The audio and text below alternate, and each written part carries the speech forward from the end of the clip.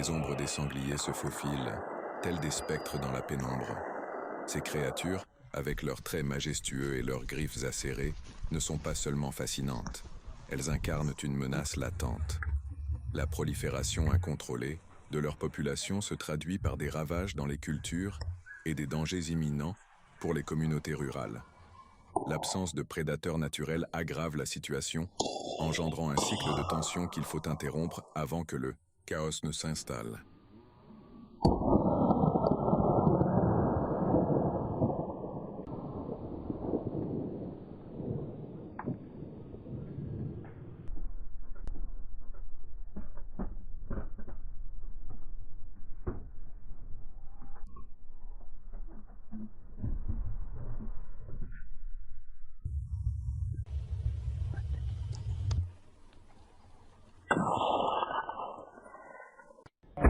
La dynamique de la population de sangliers est un sujet qui mérite une attention particulière, surtout en raison de leur taux de reproduction élevé et de leur capacité d'adaptation. Ces animaux peuvent se reproduire plusieurs fois par an, entraînant des augmentations démographiques fulgurantes qui compliquent le contrôle naturel. Cette surpopulation impacte non seulement l'agriculture locale, causant des dégâts considérables aux cultures, mais elle menace également la biodiversité en rivalisant avec les espèces indigènes pour les ressources. Ainsi, la régulation par la chasse apparaît comme une stratégie essentielle pour rétablir l'équilibre écologique et protéger les intérêts humains.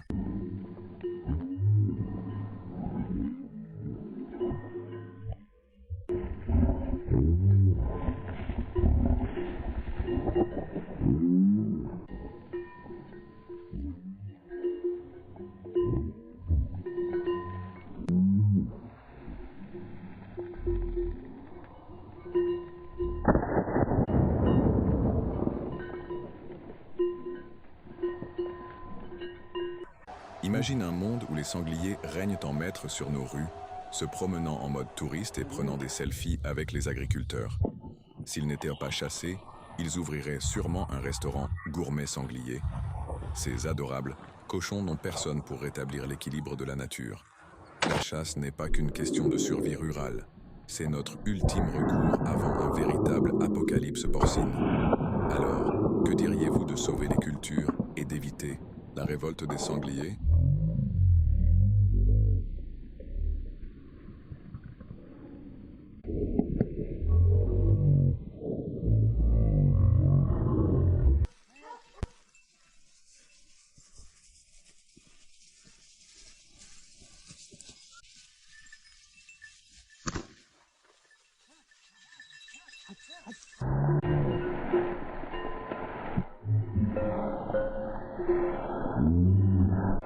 La présence du sanglier dans un écosystème ne se réduit pas à une simple dynamique de prédateurs et de proies. Elle nous incite à réfléchir sur notre rôle au sein de la nature. L'absence de prédateurs naturels témoigne d'une relation déséquilibrée entre l'homme et son environnement. En favorisant la chasse, nous renforçons notre propension à chercher des solutions rapides à des problèmes complexes, négligeant ainsi les enseignements que pourrait nous offrir une coexistence harmonieuse avec toutes les créatures sur la responsabilité et le soin mutuel.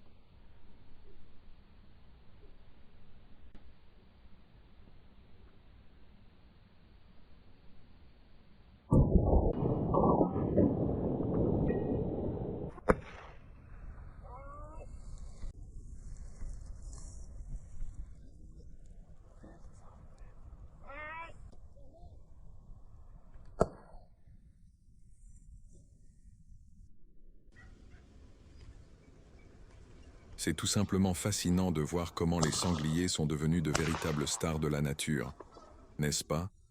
Privés de prédateurs naturels dans de nombreuses régions, ils règnent en maître. Cela entraîne une véritable explosion démographique qui met les agriculteurs en difficulté. La chasse apparaît comme une réponse électrisante à cette situation critique. Elle non seulement aide à réguler la population, mais protège aussi les récoltes. Que serait la campagne sans cette intervention décisive? C'est une danse entre l'homme et la nature.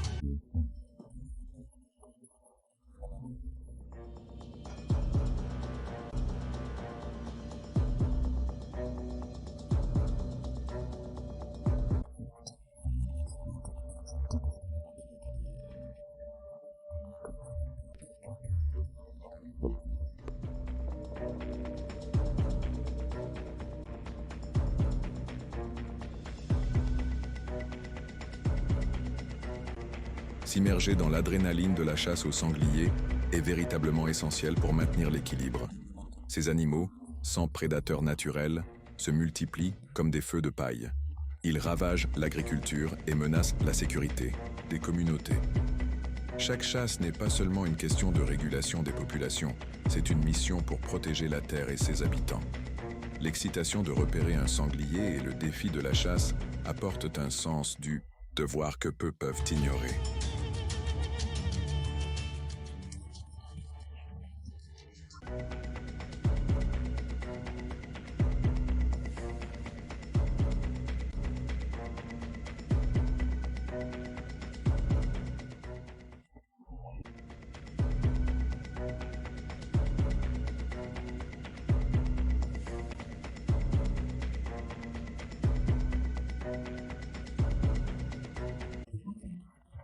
La question de l'absence de prédateurs naturels pour les sangliers est fascinante.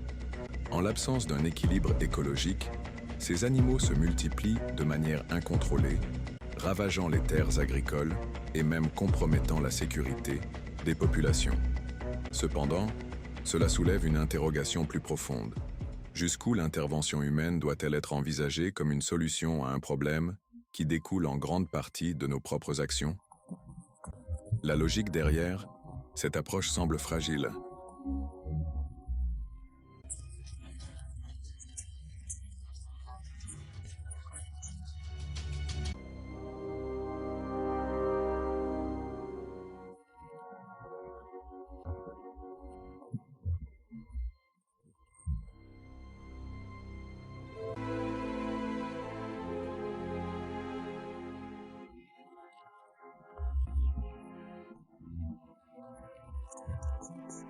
C'est amusant de constater que beaucoup perçoivent les sangliers comme de simples proies, alors qu'en réalité, ils incarnent une force de la nature, un véritable symbole de résilience.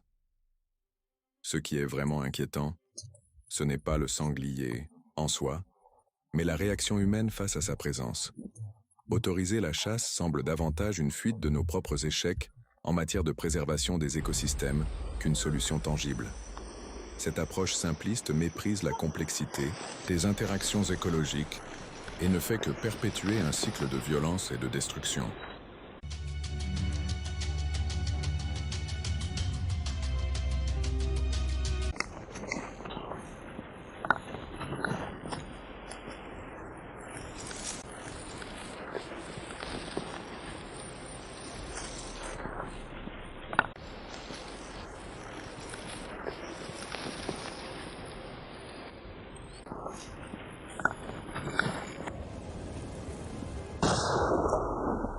La nécessité de chasser les sangliers repose sur une analyse minutieuse des dynamiques de population de ces animaux. Leur reproduction rapide et leur capacité d'adaptation entraînent une prolifération incontrôlée. Cela engendre non seulement des dommages agricoles considérables, mais aussi des risques directs pour la santé publique, tels que des accidents de la route et la propagation de maladies. Ainsi, une gestion efficace de cette population est essentielle pour atténuer ces impacts négatifs et préserver l'équilibre de l'écosystème.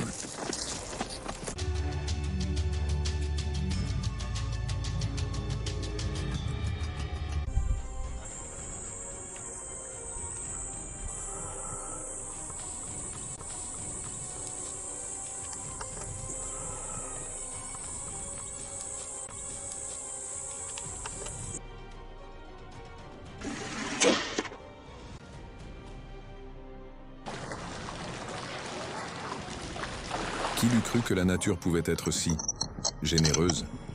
Les sangliers, avec leur talent presque magique à se multiplier comme des lapins dans une confiserie, ont propulsé la crise agricole à un tout autre niveau. Bien sûr, les agriculteurs bénéficient de la bénédiction divine pour chasser ces intrus, car rien de tel qu'un bon duel entre l'homme et le porc pour pimenter la vie à la campagne. Franchement, qui a besoin de prédateurs naturels quand on peut compter sur l'ingéniosité humaine?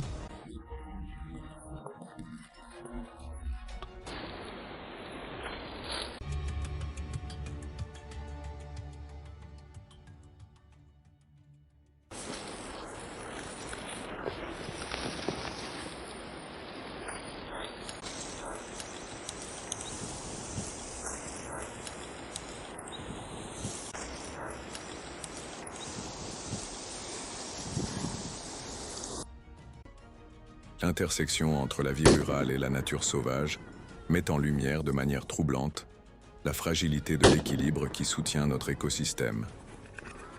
Les sangliers, en proliférant sans retenue, menacent non seulement les récoltes, mais nous poussent également à réfléchir sur notre rapport au monde naturel. L'absence de prédateurs naturels les transforme en symboles d'un dilemme existentiel. Jusqu'où va notre responsabilité pour maintenir cet équilibre? La chasse se révèle alors être non seulement un moyen de régulation, mais également une reconnaissance de notre besoin d'agir pour préserver ce qui nous lie à la Terre.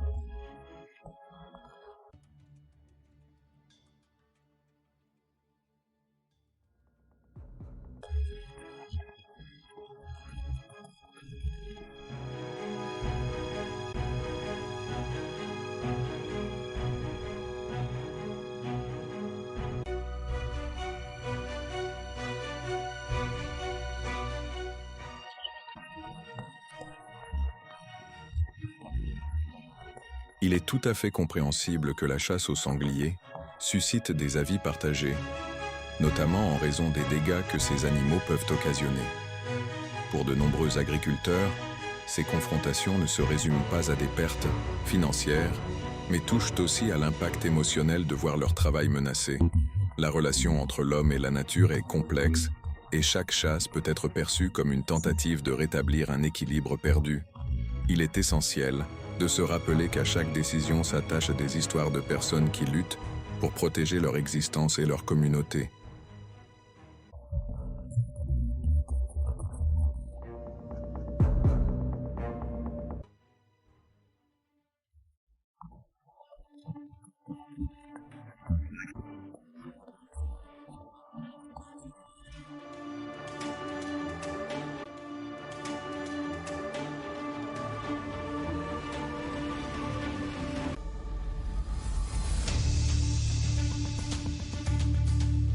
L'absence de prédateurs naturels pour les sangliers entraîne une croissance démographique incontrôlée, impactant non seulement l'agriculture, mais aussi l'écosystème local.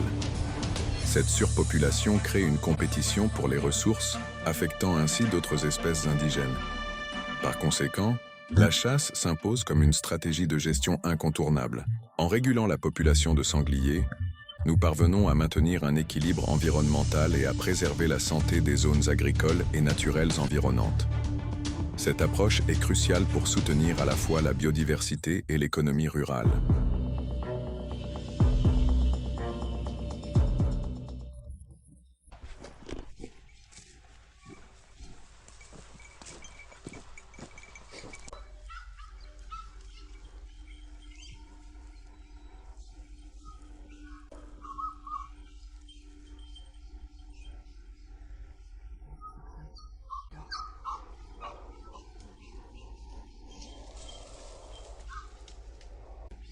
L'absence de prédateurs naturels pour les sangliers constitue un facteur déterminant dans l'explosion démographique de ces animaux.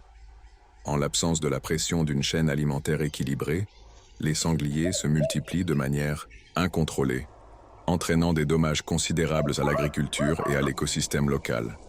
Cette surpopulation nuit non seulement aux récoltes, mais impacte également d'autres espèces, créant un cycle néfaste qui peut mener à l'effondrement de l'habitat. Ainsi, la chasse est une mesure essentielle pour rétablir cet équilibre.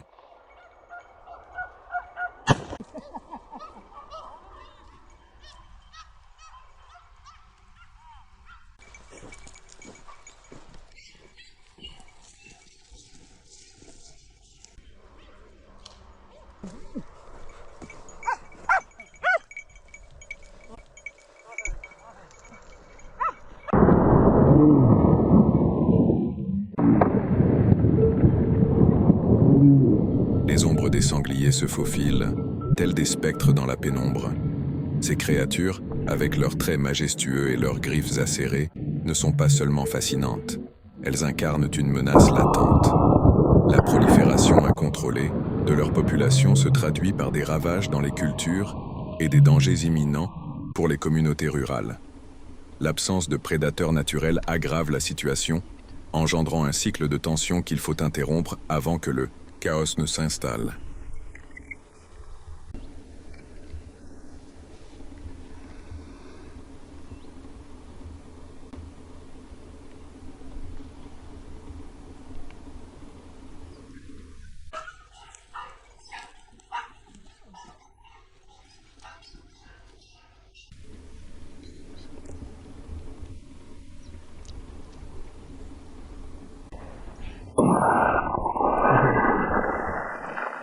Si les sangliers pouvaient lire, ils se moqueraient sûrement de nous à plein poumon. Nous voilà, en train d'essayer de gérer une population qui doit penser qu'elle a gagné au loto de la vie. Ils se reproduisent comme des lapins dans un buffet à volonté et bien sûr sans prédateurs à l'horizon. Ils sont devenus les véritables stars des champs. Finalement, la chasse, c'est notre façon de dire. Désolé pour cette interruption de votre spectacle, mais il est temps de rétablir l'ordre. Après tout, l'équilibre, c'est essentiel.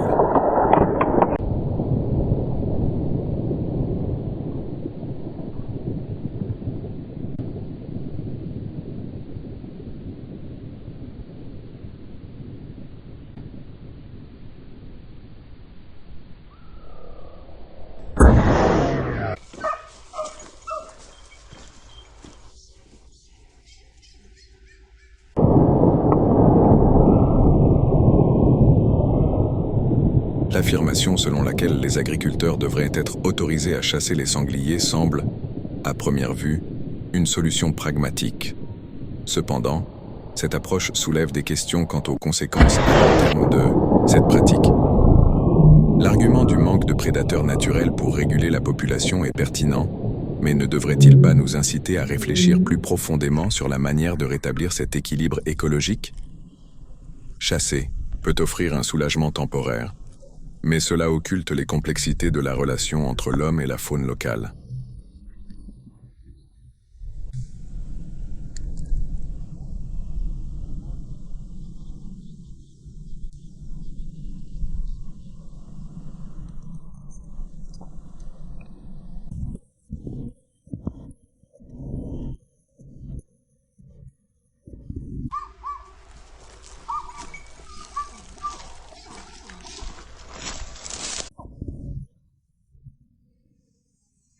Il est fascinant de constater comment la présence de sangliers dans diverses régions devient un problème croissant. Quelles pourraient être les conséquences de cette surpopulation sur l'écosystème local ? L'absence de prédateurs naturels favorise non seulement la prolifération de ces animaux, mais peut aussi engendrer des déséquilibres affectant d'autres espèces. Quel impact cela a-t-il sur les communautés rurales et la faune autochtone ? Envisager l'introduction de prédateurs soulève également des défis pour l'environnement. Cette complexité appelle à une analyse plus approfondie.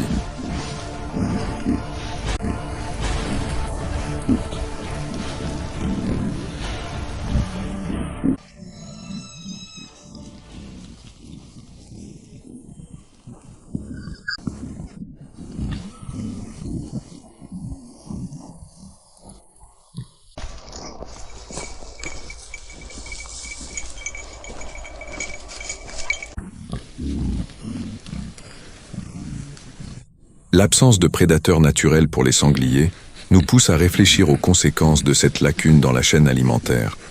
La nature, dans toute sa complexité, a tissé un délicat équilibre d'interaction.